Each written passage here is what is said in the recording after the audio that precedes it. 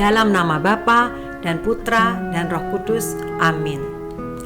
Allah Bapa yang Maha Baik, kami ingin mengenang Yesus yang menderita sengsara demi keselamatan kami. Semoga Roh Kudus tercurah ke dalam hati kami, sehingga kami semakin menyadari betapa besar cinta-Mu kepada kami. Melalui jalan salib ini, ajarilah kami agar kami lebih mencintai Engkau dan sesama kami. Amin. Perhentian pertama, Yesus dihukum mati. Kami menyembah Dikau ya Tuhan dan bersyukur kepadamu. Sebab dengan salib suci-Mu, Engkau telah menebus dunia. Bagaikan penjahat, Yesus ditangkap dan dihadapkan kepada Pilatus untuk diadili. Pilatus berusaha meyakinkan orang-orang Yahudi bahwa Yesus tidak bersalah. Tetapi mereka tidak mau mendengarkan Pilatus. Bahkan mereka menjawab dengan mengajukan saksi-saksi dusta. Pilatus tetap tidak menemukan kesalahan apapun seperti yang dituduhkan mereka kepada Yesus. Maka Pilatus berusaha melepaskan Yesus. Namun oleh desakan para tua-tua, ahli-ahli Taurat dan seluruh rakyat, Pilatus menjatuhkan hukuman mati. Ia menyerahkan Yesus kepada rakyat Yahudi untuk disalibkan. Yesus tidak membela diri karena dia menyadari dirinya harus mati disalib untuk menyelamatkan kita umat manusia. Apakah kita kadang seperti Pilatus yang bersikap tidak adil? Apakah kita bisa seperti Yesus yang sabar meskipun dibenci orang? Marilah berdoa. Ya Yesus yang begitu lembut hati dan tidak mengeluh, ajarilah kami bersikap pasrah bila mengalami pencobaan. Tuhan Yesus Kristus yang tersalib, kasihanilah kami. Perhentian kedua, Yesus memanggul salib. Kami menyembah Dikau ya Tuhan dan bersyukur kepadamu. Sebab dengan salib suci-Mu, Engkau telah menebus dunia. Setelah diolok-olok, diludahi, dimahkotai duri dan disesah, Yesus dibawa keluar dari balai pengadilan untuk disalibkan. Sambil memikul salibnya, Yesus pergi ke tempat yang bernama tempat tengkorak. Dalam bahasa Ibrani, Golgota. Yesus menerima beban ini dengan rela dan mempersembahkan penderitaannya kepada Bapa sebagai bukti cintanya kepada kita. Apakah kita sanggup memanggul salib dan tahan menderita? Marilah berdoa. Ya Yesus, seharusnya kami yang memanggul salib ini, bukanlah Engkau. Dosa-dosa kamilah yang menyalibkan Engkau. Tuhan Yesus Kristus yang tersalib, kasihanilah kami. Perhentian ketiga, Yesus jatuh untuk pertama kalinya. Kami menyembah Dikau ya Tuhan dan bersyukur kepadamu. Sebab dengan salib suci-Mu, Engkau telah menebus dunia. Banyak darah keluar dari luka-luka Yesus. Badan lelah, penat, dan lemah. Beban salib pun terasa semakin berat. Apalagi masih diperberat dengan penderitaan batin. Ditinggalkan oleh para muridnya, ditolak oleh bangsanya, dan dijatuhi hukuman mati sekalipun tidak bersalah. Bebannya kelewat berat. Yesus jatuh di bawah salib yang berat itu. Tetapi Yesus tidak berhenti di situ. Karena ditopang oleh semangat yang luar biasa, ia berusaha bangun kembali dan melanjutkan perjalanannya. Apakah kita berani bangun kembali dengan rendah hati saat kita jatuh? Marilah berdoa. Ya Yesus, karena jatuhmu yang pertama kalinya ini, jangan pernah biarkan kami jatuh dalam dosa berat. Tuhan Yesus Kristus yang tersalib, kasihanilah kami. Perhentian keempat, Yesus berjumpa dengan ibunya. Kami menyembah Dikau ya Tuhan dan bersyukur kepadamu. Sebab dengan salib suci-Mu, Engkau telah menebus dunia. para murid Yesus telah lari, sehingga Yesus harus menapaki jalan sengsaranya seorang diri. Tetapi dalam perjalanan sengsara ini ternyata masih ada Maria ibunya yang setia menderita bersama dia. Maria berdiri di pinggir jalan salib yang dilewati oleh putranya. Maria melihat kesedihan putranya dan turut menanggung segala penghinaan dan kesakitan bersama dia. Apakah kita setia seperti Bunda Maria yang mengikuti Yesus sampai akhir hidupnya? Marilah berdoa. Ya Yesus, semoga tak ada satu ikatan manusia manapun yang dapat menjauhkan kami darimu. Tuhan Yesus Kristus yang tersalib, kasihanilah kami. Perhentian kelima. Yesus ditolong oleh Simon dari Kirene. Kami menyembah Dikau ya Tuhan dan bersyukur kepadamu. Sebab dengan salib sucimu, Engkau telah menebus dunia. Yesus sangat letih dan lemah, padahal tempat yang dituju masih jauh. Maka para serdadu menahan seorang yang bernama Simon dari Kirene yang baru datang dari ladangnya. Simon disuruh untuk membantu memikul salib Yesus di atas bahunya. Memanggul salib memang tidak enak, tapi Yesus sendiri pernah bersabda, "Barang siapa tidak memikul salibnya dan mengikuti aku, ia tidak layak bagiku." Jadi, bagi kita pengikut Kristus, salib adalah beban yang harus kita pikul. Namun, kita akan mampu memikul beban berat itu kalau kita saling membantu. Apakah kita mempunyai hati yang mau berbagi untuk orang yang menderita dan membutuhkan pertolongan? Marilah berdoa. Ya Yesus, tumbuhkanlah selalu sikap saling menolong dan berbagi di antara kami semua. Tuhan Yesus Kristus yang tersalib, kasihanilah kami. Perhentian keenam. Wajah Yesus diusap oleh Veronika. Kami menyembah Dikau ya Tuhan dan bersyukur kepadamu. Sebab dengan salib sucimu, Engkau telah menebus dunia. Wajah Yesus kotor oleh darah, keringat, dan debu. Tepatlah gambaran Nabi Yesaya yang menyatakan, begitu buruk rupanya, tidak seperti manusia lagi. Meskipun demikian, Veronika bersimpati kepada Yesus. Tanpa takut dan malu, ia mendekati Yesus yang sedang memanggul salib. Ia mengusapi wajah Yesus dengan kain bersih. Sebagai tanda terima kasihnya, Veronika mendapat gambar wajah Yesus pada kain itu. Apakah kita berani dan tidak malu untuk membantu orang yang dianggap kecil dan remeh? Marilah berdoa. Ya Yesus, Engkau telah melukiskan wajahmu yang kudus di atas kain Veronika. Materaikan juga wajahmu secara tak terhapuskan di dalam hati kami. Tuhan Yesus Kristus yang tersalib, kasihanilah kami. Perhentian ketujuh.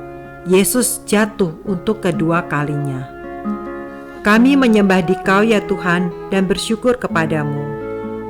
Sebab dengan salib sucimu, Engkau telah menebus dunia.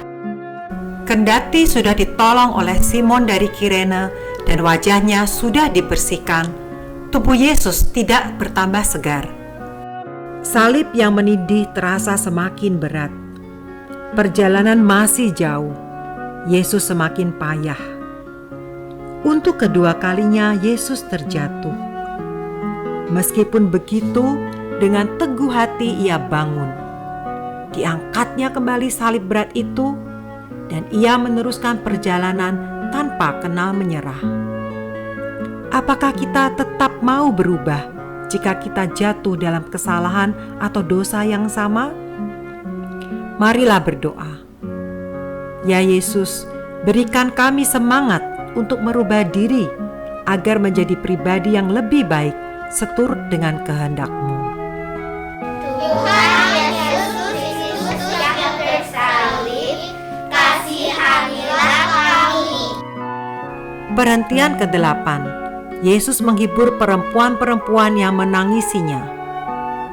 Kami menyembah Dikau ya Tuhan dan bersyukur kepadamu. Sebab dengan salib suci-Mu, Engkau telah menebus dunia.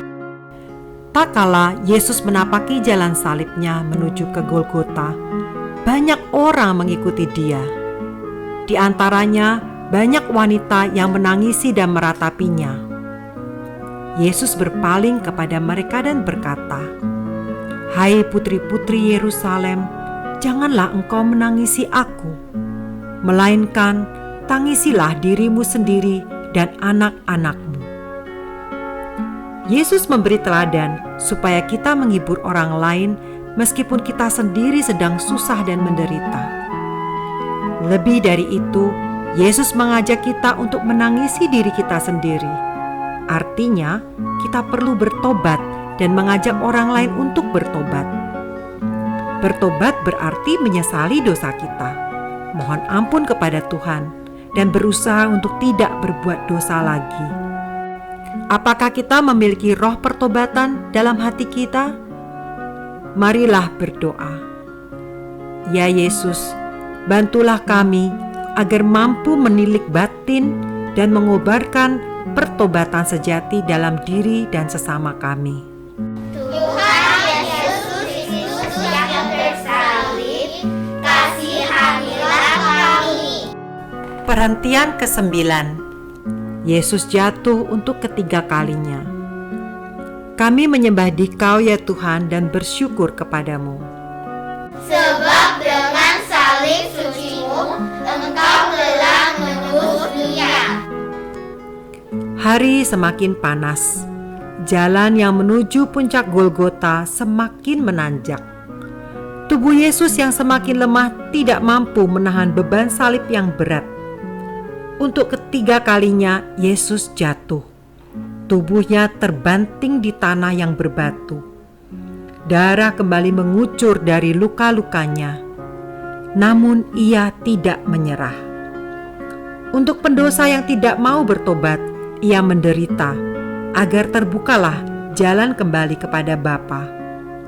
Dengan sisa tenaganya, Yesus berusaha bangun lagi dan berjalan terus. Apakah kita mau berjuang sampai akhir seperti Yesus?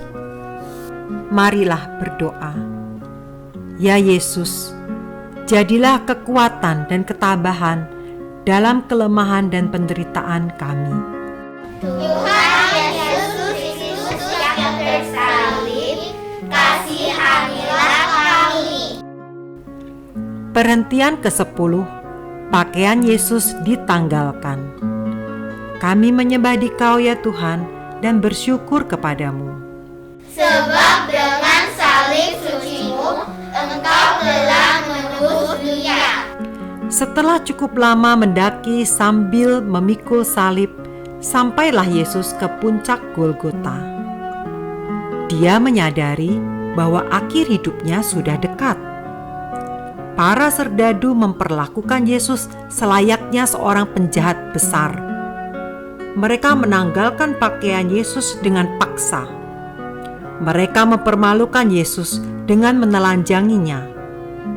Yesus menerima semuanya ini demi cintanya kepada Bapa dan kita manusia.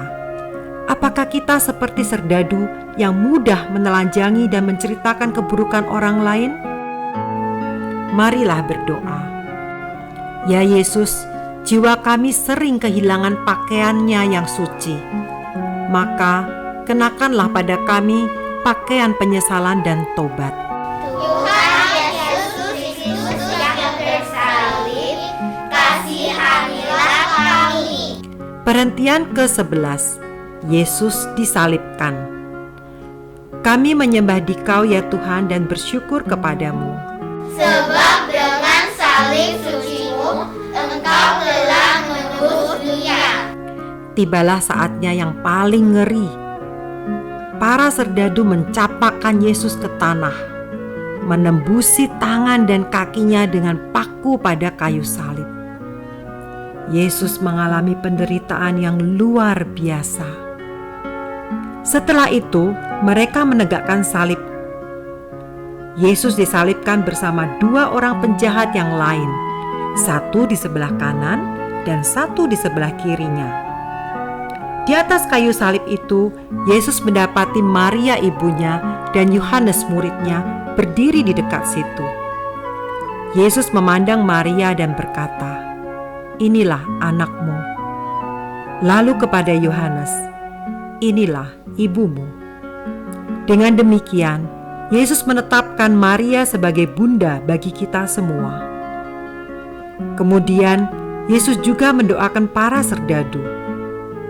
"Bapa, ampunilah mereka, karena mereka tidak tahu apa yang mereka perbuat." Dalam penderitaannya, Yesus tetap memikirkan orang lain, mendoakan, bahkan memberi pengampunan. Apakah kita mengutamakan kepentingan orang lain? Apakah kita bisa menahan diri untuk tidak marah dan dendam kepada orang lain? Marilah berdoa. Ya Yesus, Engkau mengampuni orang yang berbuat jahat kepadamu. Ajarilah kami juga mengampuni dan melupakan kesalahan orang lain. Tuhan Yesus Kristus yang tersalib, kasihanilah kami. Perhentian ke-12. Yesus wafat di kayu salib. Kami menyembah Dikau ya Tuhan dan bersyukur kepadamu. Sebab dengan salib suci-Mu, Engkau telah menebus dunia. 3 jam lamanya Yesus bergulat dengan maut. Ketika saatnya tiba, Yesus berseru dengan suara nyaring, "Ya Bapa, ke dalam tangan-Mu kuserahkan nyawaku." Sudah selesai. Dan sesudah berkata begitu, Yesus wafat. Kegelapan meliputi seluruh daerah itu, dan terjadilah gempa bumi. Tabir bait suci terbelah 2, dari atas sampai ke bawah. Kepala pasukan dan prajurit yang menjaga Yesus menjadi sangat takut menyaksikan wafat Yesus. Mereka berkata, "Sungguh, orang ini adalah anak Allah." Apakah kita beriman bahwa Yesus adalah anak Allah yang wafat bagi kita? Marilah berdoa. Ya Yesus, kami tidak ingin menyia-nyiakan pengorbanan-Mu di salib.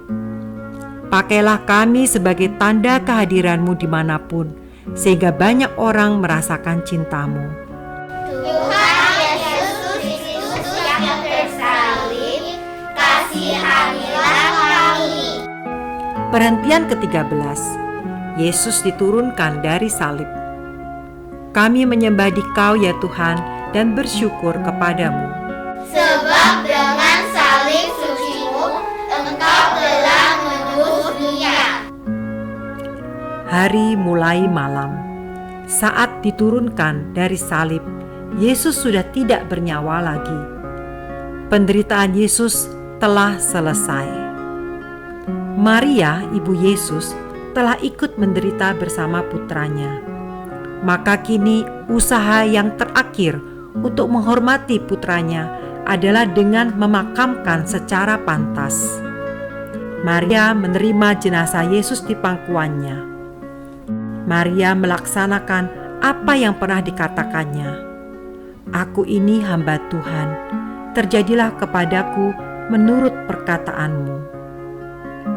Maria adalah teladan setia orang beriman.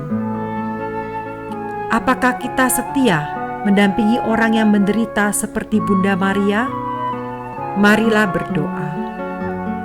Oh Bunda Maria, doakanlah kami agar dapat meneladan sikap iman-Mu yang setia, menerima dan rendah hati dalam perkataan dan perbuatan.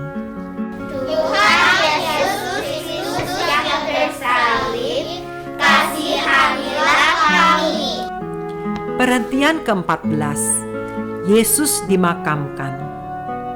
Kami menyembah Dikau ya Tuhan dan bersyukur kepadamu. Sebab dengan salib suci-Mu, Engkau telah menebus dunia. Yusuf dari Arimatea yang telah menjadi murid Yesus telah mendapat izin dari Pilatus untuk mendapatkan jenazah Yesus.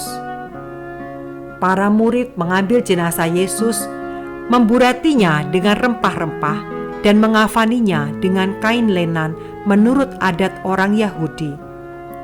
Di dekat situ ada sebuah kubur baru. Maka mereka membaringkan mayat Yesus di situ. Kemudian murid-murid Yesus pulang dengan perasaan lelah dan sangat sedih. Maria dan murid Yesus juga berduka saat meninggalkan kubur itu.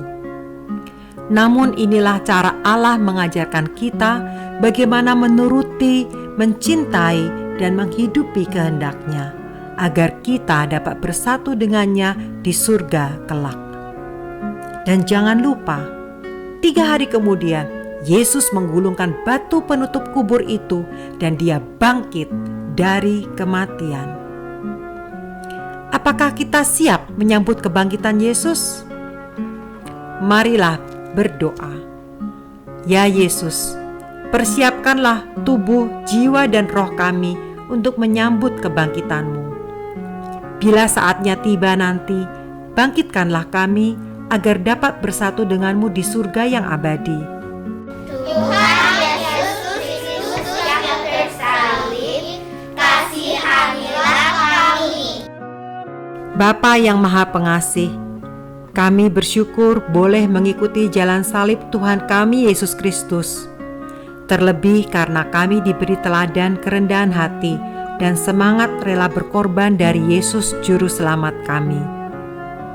Biarlah Roh Kudus meneguhkan iman dan harapan kami agar selalu menjadi pengikut-Mu yang setia dalam menapaki jalan salib di dunia ini.